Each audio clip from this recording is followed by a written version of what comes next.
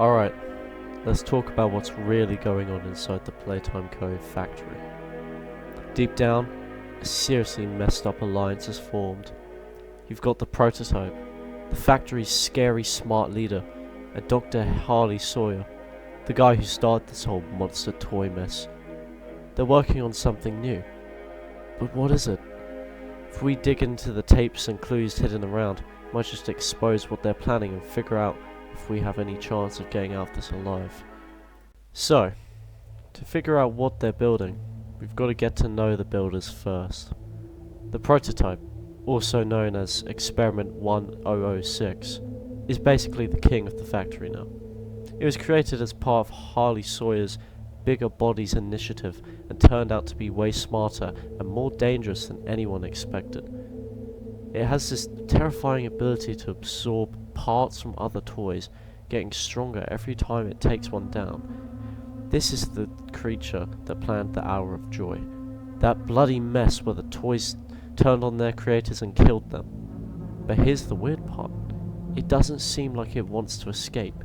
It's staying inside the factory for some mysterious reason, gathering power and running its own messed up experiments.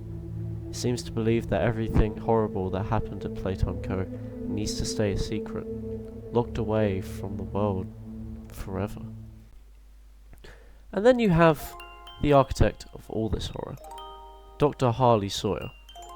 This guy was a genius, but totally ruthless. He came up with the Bigger Bodies initiative to save Playtime Co. from going broke by creating giant living toys to replace all the human workers.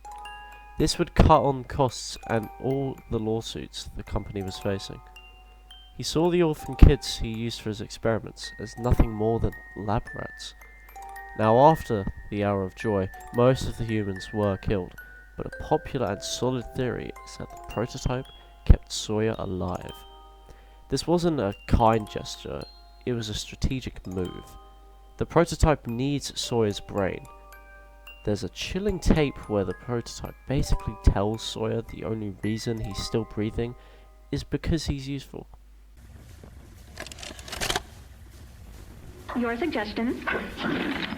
To produce the results I'm after. Have I made an error in allowing your survival? Of course not. We just need more time to perfect that.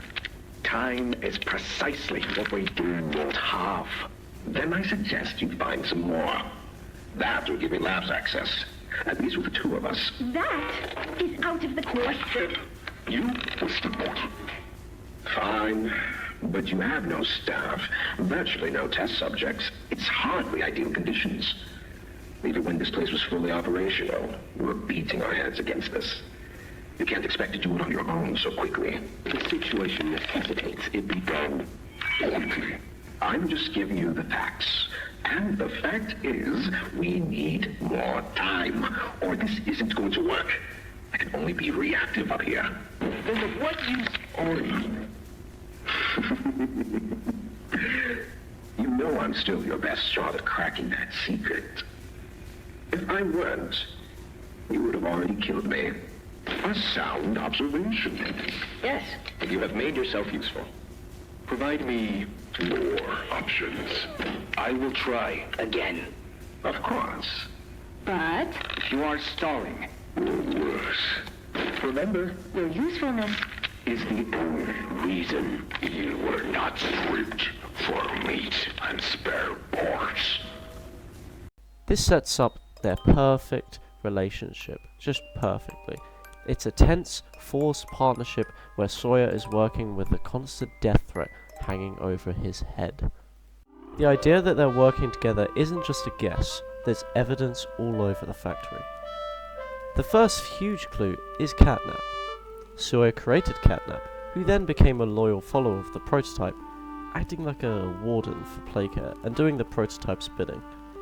This shows a clear line of command. Sawyer's creations are serving the prototype's master plan. The second clue? The Hour of Joy itself. The prototype definitely orchestrated it, but the whole thing also lined up with Sawyer's own desire for revenge against the company that betrayed him. A big theory is that Sawyer, who might have been integrated into the factory's own security system could have helped coordinated the whole attack, giving the prototype the access it needed to pull it off. Our final clue comes from Poppy. She keeps calling the bigger toys obstacles, and even refers to Catnap as the final obstacle, before we can get to the prototype.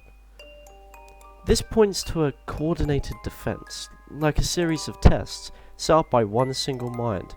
Feels like both Sawyer and the prototype are testing us. But why?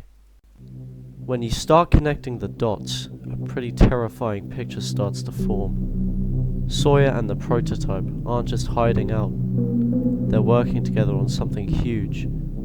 So what are they building? All the signs point to a new, perfected, bigger body.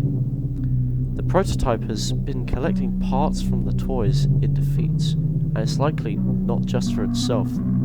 It's probably giving those parts to Sawyer as raw materials. But what for? It seems like their main goal is to fix the biggest problem with the original experiments. The fact that the toys eventually go insane and become aggressive. And this is where we are, the player. Come in. We're not just a problem they need to get rid of. We're the perfect test subject. In one of his logs, Sawyer complained about not having good test subjects. Well, here we are. Someone who can survive every single trap and monster they've thrown at us.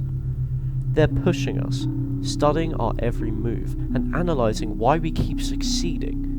The theory goes that their master plan is to use all the data from our journey to finally create a stable, powerful being, the ultimate result of all their sick research.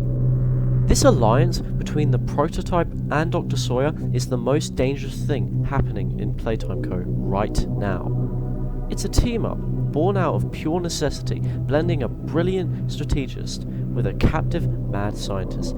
They aren't just sitting back and managing the factory, they're pushing towards a final, horrifying goal. With these two working together, is getting out of here even possible? Or are we just another pawn in their twisted game? So, what do you guys think? Does this theory hold up? Or do you have a different idea about what they're planning? Drop your thoughts in the comment below. And if you want to be the first to find out what happens next and discover more about our upcoming horror game, make sure you subscribe.